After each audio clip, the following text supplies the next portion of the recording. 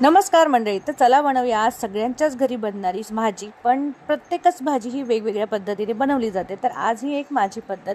तर इथे मी तेल घेतलेलं होतं, राई जिऱ्याची फोडणी केली, त्यानंतर भरपूर अशा लसणाची फोडणी दिलेली होती, त्यानंतर एक मोठा कांदा घेतला, तोही छान परतून घेतला आणि थोडासा कांदा लवकर परतावा यासाठी आपण त्यामध्ये थोडंसं मीठ टाकलं की तो जळत नाही आणि परतलाही पटकन जातो.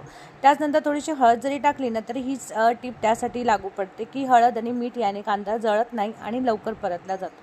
तर हे सगळं परतून झाल्यानंतर त्यानंतर आपले सगळे सुके मसाले टाकले, त्यावेळी धने जिरे पूड तिखट टाकलेलं होतं आणि नंतर मी यामध्ये टाकलेली होती भरपूर अशी शिमला मिरची आणि वाफेवर त्याला छान शिजू दिलं.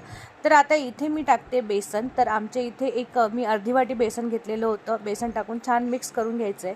तर इथे हे बेसन टाकून बनवलं जातं. त्याचनंतर तिळाचा कूट टाकला जातो, त्याचनंतर शेंगण्याचा कूटसुद्धा टाकला जातो.